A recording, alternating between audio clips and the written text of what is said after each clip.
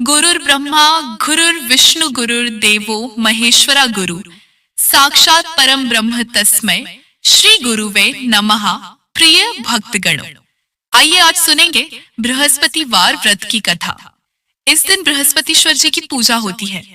प्रिय भक्तगणों, यदि आप अपने दुर्भाग्य को समाप्त करना चाहते हैं और सौभाग्य में वृद्धि प्राप्त करना चाहते हैं तो आपको गुरुवार का व्रत करना चाहिए।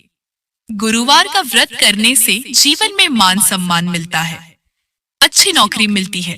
गुरुवार को बृहस्पति देव की पूजा करने से धन, विद्या, मान सम्मान, प्रतिष्ठा और कई अन्य मनोवांछित फल की प्राप्ति होती है। प्रिय भक्तगणों, अगर आप बृहस्पतिवार का व्रत नहीं भी रख पा रहे तो कथा को अवश्य सुने। गुरुवार के दिन कथा सुनने से घर परिवार में सुख समृद्धि बनी रहती है। यदि आप इस कथा को सुन रहे हैं तो पूरा सुने, किसी भी व्रत कथा को आधा अधूरा नहीं छोड़ते हैं, अन्यथा आप पाप के भागीदार बनते हैं। तो प्रिय भक्तगणों, आप सभी भक्तगण बड़े ही प्रसन्न चित्तमन से इस पावन पौराणिक कथा को श्रवण करें। वीडियो को लाइक करके कमेंट में जय श्री हरि विष्णु अवश्य लिखें। तो चलिए भक्तगणों, श्रवण करते हैं यह पावन पौराणिक व्रत कथा। ओम नमो बोलिए, ओम नमो भगवते वासुदेवाय नमः। जय श्री हरि विष्णु। प्राचीन समय की बात है, एक बड़ा ही प्रतापी तथा दानी राजा था। वह प्रत्येक गुरुवार को व्रत रखता एवं पूजा करता था। यह उसकी रानी को बिल्कुल भी अच्छा नहीं लगता था। न तो वह व्रत करती और न ही किसी को एक पैसा दान में देती। राजा को भी ऐसा करने से हमेशा मना किया करती।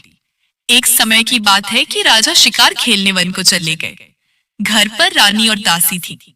उस समय गुरु बृहस्पति साधु का रूप धारण कर राजा के दरवाजे पर भिक्षा मांगने आए।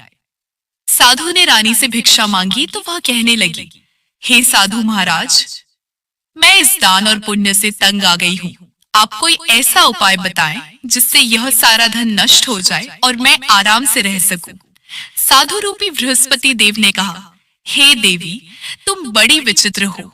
संतान और धन से भी कोई दुखी होता है भला? अगर तुम्हारे पास धन अधिक है तो इसे शुभ कार्यों में लगाओ जिससे तुम्हारे दोनों लोग सुधरे। परंतु साधु की इन बातों से रानी खुश नहीं हुई। उसने कहा, मुझे ऐसे धन की आवश्यकता नहीं जिसे मैं दान दूं तथा जिसको संभालने में ही मेरा सारा समय नष्ट हो जाए। साधु ने कहा, यदि तुम्हारी ऐसी इच्छा है तो जैसा मैं तुम्हें बताता हूँ तुम वैसा ही करना। बृहस्पतिवार के दिन तुम घर को गोबर से लीपना, अपने केशों को पीली मिट्टी से धोना, केशों को धोते समय स्नान करना, राजा से हजामत बनाने को कहना, भोजन में मांस मदिरा खाना, कपड़ा धोबी के यहाँ धुलने डालना। इस प्रकार 7 बृहस्पतिवार करने से तुम्हारा समस्त धन नष्ट हो जाएगा। इतना कहकर साधु बने बृहस्पति देव अंतर्धान हो गए। साधु के कहे अनुसार करते हुए रानी को केवल 3 बृहस्पतिवार ही बीते थे कि उसकी समस्त धन संपत्ति नष्ट हो गई। भोजन के लिए परिवार तरसने लगा। एक दिन राजा रानी से बोला, हे रानी, तुम यहीं रहो, मैं दूसरे देश को जाता हूँ क्योंकि यहाँ पर मुझे सभी जानते हैं, इसलिए मैं कोई छोटा कार्य नहीं कर सकता। ऐसा कहकर राजा प्रदेश चला गया। वहां वह जंगल से लकड़ी काट कर लाता और शहर में बेचता। इस तरह वह अपना जीवन व्यतीत करने लगा। इधर राजा के बिना रानी और दासी दुखी रहने लगी। एक समय जब रानी और दासियों को 7 दिन बिना भोजन के रहना पड़ा तो रानी ने अपनी दासी से कहा, हे दासी, पास ही के नगर में मेरी बहन रहती है, वह बड़ी धनवान है, तू उसके पास जा और कुछ धन ले आ ताकि थोड़ा बहुत गुजर बसर हो जाए। दासी रानी की बहन के पास गई। उस दिन बृहस्पतिवार था। रानी का बहन उस समय बृहस्पतिवार की कथा सुन रही थी। दासी ने रानी की बहन को अपनी रानी का संदेश दिया, लेकिन रानी की बहन ने कोई उत्तर नहीं दिया। जब दासी को रानी की बहन से कोई उत्तर नहीं मिला तो वह बहुत दुखी हुई। उसे क्रोध भी आया। दासी ने वापस आकर रानी को सारी बात बता दी। सुनकर रानी ने अपने भाग्य को कोसा। उधर रानी की बहन ने सोचा कि मेरी बहन की दासी आई थी परंतु मैं उससे नहीं बोली, इससे वह बहुत दुखी हुई होगी। कथा सुनकर और पूजन समाप्त कर वह अपनी बहन के घर गई और कहने लगी, हे बहन, मैं बृहस्पतिवार का व्रत कर रही थी। तुम्हारी दासी गई, परंतु जब तक कथा होती है तब तक ना उठते हैं और न बोलते हैं, इसीलिए मैं नहीं बोली। कहो, दासी क्यों गई थी? रानी बोली, बहन, हमारे घर अनाज नहीं था। ऐसा कहते कहते रानी की आंखें भर आई। उसने दासियों समेत भूखा रहने की बात भी अपनी बहन को बता दी। रानी की बहन बोली, बहन देखो, बृहस्पति देव भगवान सबकी मनोकामना पूर्ण करते हैं। देखो, शायद तुम्हारे घर में अनाज रखा हो। यह सुनकर दासी घर के अंदर गई तो वहां उसे एक घड़ा अनाज का भरा मिल गया। उसे बड़ी हैरानी हुई क्योंकि उसने एक एक बर्तन देख लिया था। उसने बाहर आकर रानी को बताया। दासी रानी से कहने लगी, हे रानी, जब हमको भोजन नहीं मिलता तो हम व्रत ही तो करते हैं, इसीलिए क्यों न इनसे व्रत और कथा की विधि पूछ ली जाए, हम भी व्रत किया करेंगे। दासी के कहने पर रानी ने अपनी बहन से बृहस्पतिवार व्रत के बारे में पूछा। उसकी बहन ने बताया, बृहस्पतिवार के व्रत में चने की दाल और मुनक्का से विष्णु भगवान का केले की जड़ में पूजन करे तथा दीपक जलाए, पीला भोजन करे तथा कथा सुने। इससे गुरु भगवान प्रसन्न होते हैं, मनोकामना पूर्ण करते हैं। व्रत और पूजन की विधि बताकर रानी की बहन अपने घर लौट आई। रानी और दासी दोनों ने निश्चय किया कि बृहस्पति देव भगवान का पूजन जरूर करेंगे। 7 रोज बाद जब बृहस्पतिवार आया तो उन्होंने व्रत रखा। घुड़साल में जाकर चना और गुड़ बीन लाई तथा उसकी दाल से केले की जड़ तथा विष्णु भगवान का पूजन किया। अब पीला भोजन कहाँ से आए? दोनों बड़ी दुखी हुई, परंतु उन्होंने व्रत किया था, इसीलिए बृहस्पति देव भगवान प्रसन्न थे। एक साधारण व्यक्ति के रूप में वे 2 थालों में सुंदर पीला भोजन लेकर आए और दासी को देकर बोले, हे दासी, यह भोजन तुम्हारे लिए और तुम्हारी रानी के लिए है, इसे तुम दोनों ग्रहण करना। दासी भोजन पाकर बहुत प्रसन्न हुई। उसने रानी को सारी बात बताई। उसके बाद से वे प्रत्येक बृहस्पतिवार को गुरु भगवान का व्रत और पूजन करने लगी। बृहस्पति भगवान की कृपा से उनके पास धन हो गया, परंतु रानी फिर पहले की तरह आलस्य करने लगी।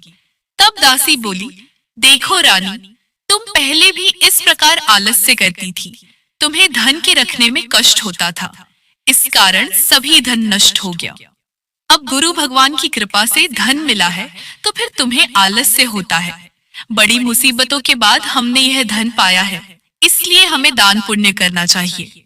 अब तुम भूखे मनुष्यों को भोजन कराओ, प्याऊ लगवाओ, ब्राह्मणों को दान दो, कुआं, तालाब, बावड़ी आदि का निर्माण कराओ, मंदिर पाठशाला बनवाकर ज्ञान दान दो, कुंवारी कन्याओं का विवाह करवाओ, अर्थात धन को शुभ कार्यों में खर्च करो, जिससे तुम्हारे कुल का यश बढ़े तथा स्वर्ग प्राप्त हो और पितर प्रसन्न हो।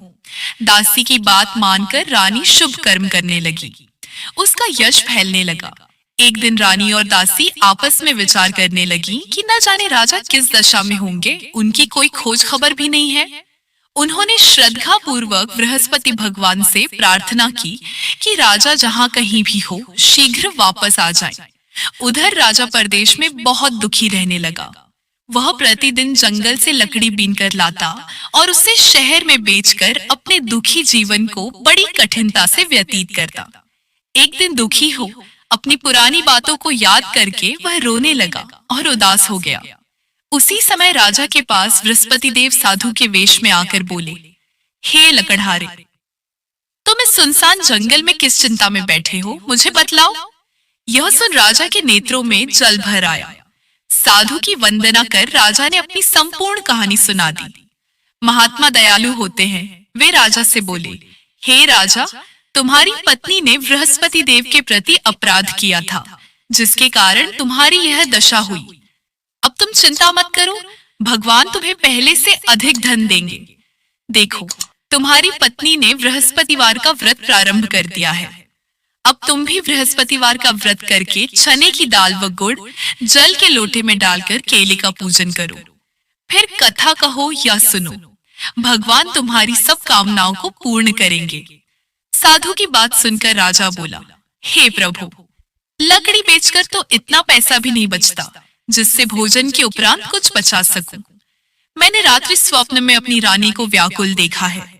मेरे पास कोई साधन नहीं जिससे उसका समाचार जान सकूं। फिर मैं कौन सी कहानी कहूं, यह भी मुझको मालूम नहीं है। साधु ने कहा, हे राजा, मन में बृहस्पति भगवान के पूजन व्रत का निश्चय करो। वे स्वयं तुम्हारे लिए कोई राह बना देंगे। बृहस्पतिवार के दिन तुम रोजाना की तरह लकड़ियां लेकर शहर में जाना।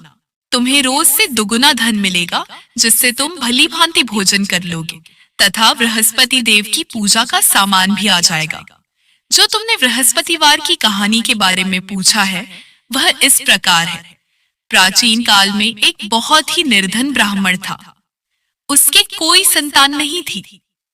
वह नित्य पूजा पाठ करता, उसकी स्त्री न स्नान करती और न किसी देवता का पूजन करती। इस कारण ब्राह्मण देवता बहुत दुखी रहते थे। भगवान की कृपा से ब्राह्मण के यहाँ एक कन्या ने जन्म लिया। कन्या बड़ी होने लगी। प्रातः स्नान करके वो भगवान विष्णु का जप करती, बृहस्पतिवार का व्रत भी करने लगी। पूजा पाठ समाप्त कर पाठशाला जाती तो अपनी मुट्ठी में जौ भर के ले जाती और पाठशाला के मार्ग में डालती जाती। लौटते समय वही जौ स्वर्ण के हो जाते तो उनको बीन कर घर ले आती। एक दिन वह बालिका सूप में उन सोने के जौ को फटक कर साफ कर रही थी कि तभी उसकी माँ ने देख लिया और कहा कि हे बेटी, सोने के जौ को फटकने के लिए सोने का सूप भी तो होना चाहिए। दूसरे दिन गुरुवार था। कन्या ने व्रत रखा और बृहस्पति देव से सोने का सूप देने की प्रार्थना की। बृहस्पति देव ने उसकी प्रार्थना स्वीकार कर ली। रोजाना की तरह वह कन्या जौ फैलाती हुई पाठशाला चली गई। पाठशाला से लौटकर जब वह जौ बीन रही थी तो बृहस्पति देव की कृपा से उसे सोने का सूप मिला। उसे वह घर ले आई और उससे जौ साफ करने लगी, परंतु उसकी माँ का वही ढंग रहा। एक दिन की बात है, कन्या सोने के सूप में जब जौ साफ कर रही थी, उस समय उस नगर का राजकुमार वहां से निकला। कन्या के रूप और कार्य को देखकर वह उस पर मोहित हो गया। राजमहल आकर वह भोजन तथा जल त्याग कर उदास होकर लेट गया। राजा को जब राजकुमार द्वारा अन्न जल त्यागने का समाचार प्राप्त हुआ तो अपने मंत्रियों के साथ वह अपने पुत्र के पास गया और कारण पूछा। राजकुमार ने राजा को उस लड़की के बारे में जानकारी दी और उसके घर का पता भी बता दिया। मंत्री उस लड़की के घर गया। मंत्री ने ब्राह्मण के समक्ष राजा की ओर से निवेदन किया। कुछ ही दिन बाद ब्राह्मण की कन्या का विवाह राजकुमार के साथ संपन्न हो गया। कन्या के घर से जाते ही ब्राह्मण के घर में पहले की भांति गरीबी का निवास हो गया। एक दिन दुखी होकर ब्राह्मण अपनी पुत्री से मिलने गए।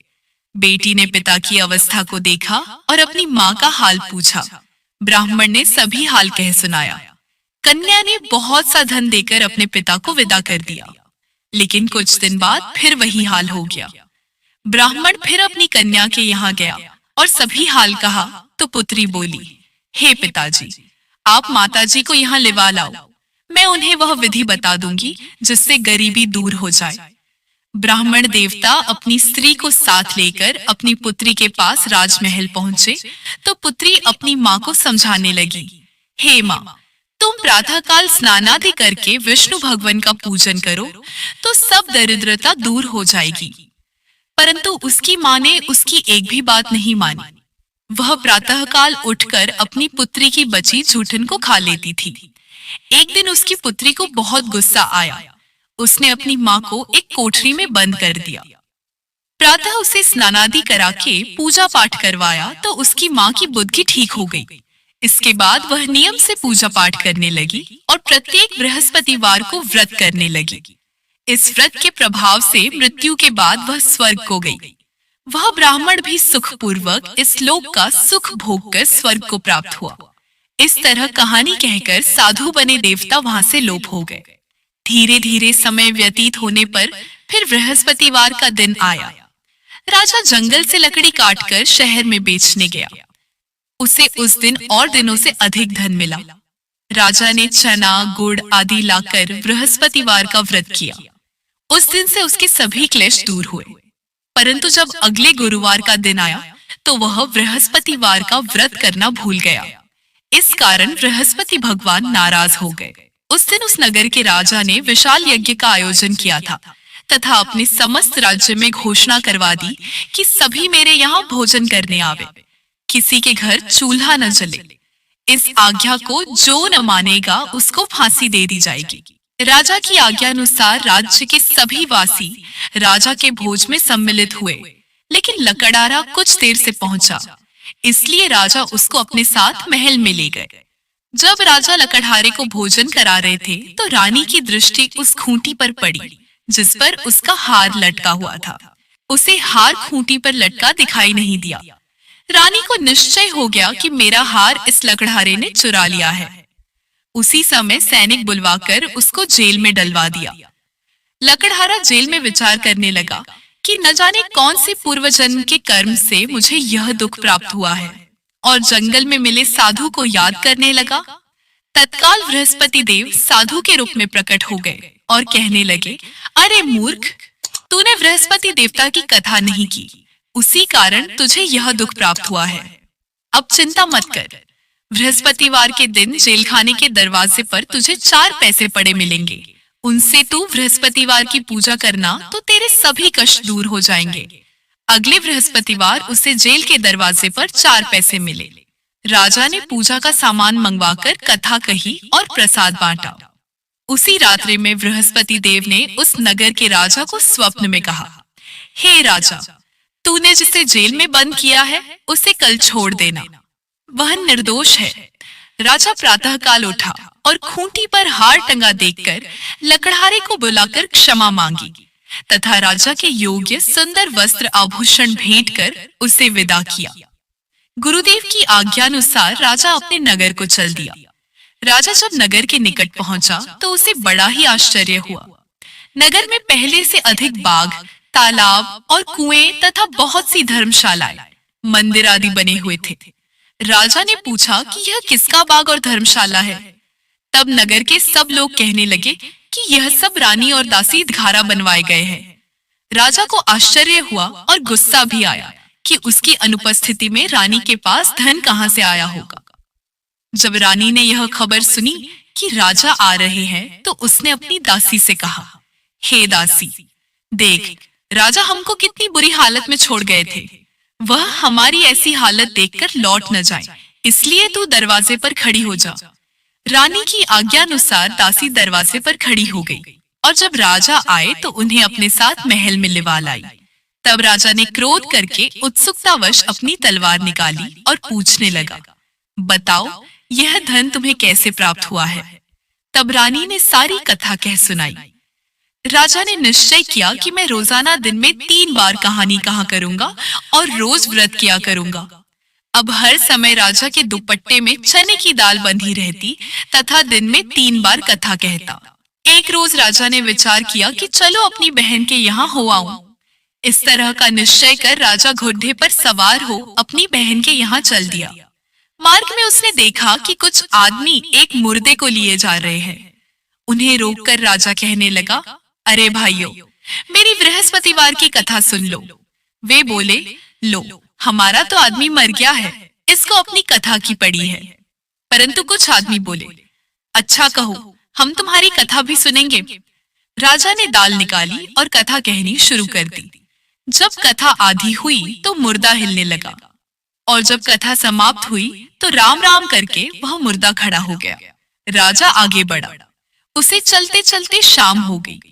आगे मार्ग में उसे एक किसान खेत में हल चलाता मिला। राजा ने उससे कथा सुनने का आग्रह किया, लेकिन वह नहीं माना। राजा आगे चल पड़ा। राजा के हटते ही बैल पछाड़ खाकर गिर गए तथा किसान के पेट में बहुत जोर से दर्द होने लगा। उसी समय किसान की माँ रोटी लेकर आई। उसने जब देखा तो अपने पुत्र से सब हाल पूछा। बेटे ने सभी हाल बता दिया। बुढ़िया माई दौड़ी दौड़ी उस घुड़सवार के पास पहुंची और उससे बोली, मैं तेरी कथा सुनूंगी, तू अपनी कथा मेरे खेत पर ही चलकर कहना। राजा ने लौटकर बुढ़िया के खेत पर जाकर कथा कही, जिसके सुनते ही बैल खड़े हो गए तथा किसान के पेट का दर्द भी बंद हो गया। राजा अपनी बहन के घर पहुंच गया। बहन ने भाई की खूब मेहमानी की। दूसरे रोज प्रातःकाल राजा जागा तो वह देखने लगा कि सब लोग भोजन कर रहे हैं। राजा ने अपनी बहन से जब पूछा, ऐसा कोई मनुष्य है जिसने भोजन नहीं किया हो, जो मेरी बृहस्पतिवार की कथा सुन ले। बहन बोली, हे भैया, यह देश ऐसा ही है। यहाँ लोग पहले भोजन करते हैं, बाद में कोई अन्य काम करते हैं। फिर वह एक कुम्हार के घर गई जिसका लड़का बीमार था। उसे मालूम हुआ कि उसके यहाँ 3 दिन से किसी ने भोजन नहीं किया है। रानी ने अपने भाई की कथा सुनने के लिए कुम्हार से कहा। वह तैयार हो गया। राजा ने जाकर बृहस्पतिवार की कथा कही, जिसको सुनकर उसका लड़का ठीक हो गया। अब तो राजा को प्रशंसा होने लगी। एक दिन राजा ने अपनी बहन से कहा, हे बहन, मैं अब अपने घर जाऊंगा, तुम भी तैयार हो जाओ। ने अपनी सास से अपने भाई के साथ जाने की आज्ञा मांगी। सास बोली, हाँ चली जा, मगर अपने लड़कों को मत ले जाना, क्योंकि तेरे भाई की कोई संतान नहीं होती है। बहन ने अपने भाई से कहा, हे भैया, मैं तो चलूंगी मगर कोई बालक नहीं जाएगा। अपनी बहन को भी छोड़कर दुखी मन से राजा अपने नगर को लौट आया। राजा ने अपनी रानी से सारी कथा बताई और बिना भोजन किए वह शैया पर लेट गया। रानी बोली, हे प्रभु, बृहस्पति देव ने हमें सब कुछ दिया है, वे हमें संतान अवश्य देंगे। उसी रात बृहस्पति देव ने राजा को स्वप्न में कहा, हे राजा, उठ, सभी सोच त्याग दे, तेरी रानी गर्भवती है। राजा को यह जानकर बड़ी खुशी हुई। 9वें महीने रानी के गर्भ से एक सुंदर पुत्र पैदा हुआ। तब राजा बोला, हे रानी, स्त्री बिना भोजन के रह सकती है, परंतु बिना कहे नहीं रह सकती। जब मेरी बहन आए तो तुम उससे कुछ मत कहना। रानी ने हाँ कर दी। जब राजा की बहन ने यह शुभ समाचार सुना तो वह बहुत खुश हुई तथा बधाई लेकर अपने भाई के यहाँ आई। रानी ने तब उससे आने का उलाहना दिया।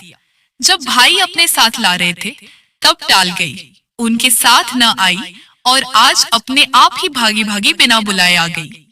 तो राजा की बहन बोली, भाई, मैं इस प्रकार न कहती तो तुम्हारे घर औलाद कैसे होती? बृहस्पति देव सभी कामनाएं पूर्ण करते हैं। जो सद्भावना पूर्वक बृहस्पतिवार का व्रत करता है एवं कथा पढ़ता है अथवा सुनता है और दूसरों को सुनाता है, बृहस्पति देव उसकी सभी मनोकामनाएं पूर्ण करते हैं, उनकी सदैव रक्षा करते हैं। जो संसार में सद्भावना से गुरुदेव का पूजन एवं व्रत सच्चे हृदय से करते हैं, उनकी सभी मनोकामनाएं वैसे ही पूर्ण होती हैं, जैसी सच्ची भावना से रानी और राजा ने बृहस्पति देव की कथा का गुणगान किया तो उनकी सभी इच्छाएं बृहस्पति देव जी ने पूर्ण की। अनजाने में भी बृहस्पति देव की उपेक्षा न करें, ऐसा करने से सुख शांति नष्ट हो जाती है। इसलिए सबको कथा सुनने के बाद प्रसाद लेकर जाना चाहिए। हृदय से उनका मनन करते हुए जयकारा बोलना चाहिए। बोलिए श्री हरि विष्णु की जय, बृहस्पति देव की जय। प्रिय भक्तगणों, आइए सुनते हैं बृहस्पतिवार की दूसरी कथा। एक दिन इंद्र बड़े अहंकार से अपने सिंहासन पर बैठे थे और बहुत से देवता, ऋषि, गंधर्व, किन्नर आदि सभी सभा में उपस्थित थे। जिस समय बृहस्पति जी वहां पर आए तो सबके सब उनके सम्मान के लिए खड़े हो गए, परंतु इंद्र गर्व के मारे खड़े नहीं हुए। यद्यपि इंद्र सदैव उनका आदर किया करता था। बृहस्पति जी अपना अनादर समझते हुए वहां से उठकर चले गए। तब इंद्र को बड़ा शोक हुआ कि मैंने गुरुजी का अनादर कर दिया, मुझसे बड़ी भारी भूल हो गई। गुरुजी के आशीर्वाद से ही मुझको यह वैभव मिला है। उनकी क्रोध से यह सब नष्ट हो जाएगा, इसलिए उनके पास जाकर उनसे क्षमा मांगनी चाहिए, जिससे उनका क्रोध शांत हो जाए और मेरा कल्याण हो। ऐसा विचार कर इंद्र उनके स्थान पर गए। जब बृहस्पति जी ने अपने योग बल से यह जान लिया कि इंद्र क्षमा मांगने के लिए आ रहा है, तब क्रोधवश उनसे भेंट करना उचित ना समझकर अंतर्ध्यान हो गए। जब इंद्र ने बृहस्पति जी को घर पर न देखा, तब निराश होकर लौट आए। जब दैत्यों के राजा विश्ववर्मा को यह समाचार विदित हुआ, तो उसने अपने गुरु शुक्राचार्य की आज्ञा से इंद्रपुरी को चारों तरफ से घेर लिया। गुरु की कृपा न होने के कारण देवता हारने मार खाने लगे। तब उन्होंने ब्रह्मा जी को विनय पूर्वक सब वृतांत सुनाया और कहा कि महाराज, दैत्यों से किसी प्रकार हमें बचाइए। तब ब्रह्मा जी कहने लगे कि तुमने बड़ा अपराध किया है, जो गुरुदेव को क्रोधित किया। अब तुम्हारा कल्याण इसी में हो सकता है। त्वष्टा ब्राह्मण का पुत्र विश्वरूपा बड़ा तपस्वी और ज्ञानी है। उसे अपना पुरोहित बनाओ तो तुम्हारा कल्याण हो सकता है। यह वचन सुनते ही इंद्र त्वष्टा के पास गए और बड़ी विनीत भाव से कहने लगे कि आप हमारे पुरोहित बनिए जिससे हमारा कल्याण हो। त्वष्टा ने उत्तर दिया कि पुरोहित बनने से तपोबल घट जाता है, परंतु तुम बहुत विनती करते हो, इसलिए मेरा पुत्र विश्वरूपा पुरोहित बनकर तुम्हारी रक्षा करेगा।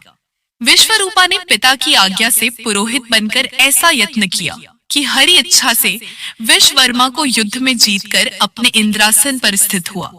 विश्वरूपा के 3 मुख थे।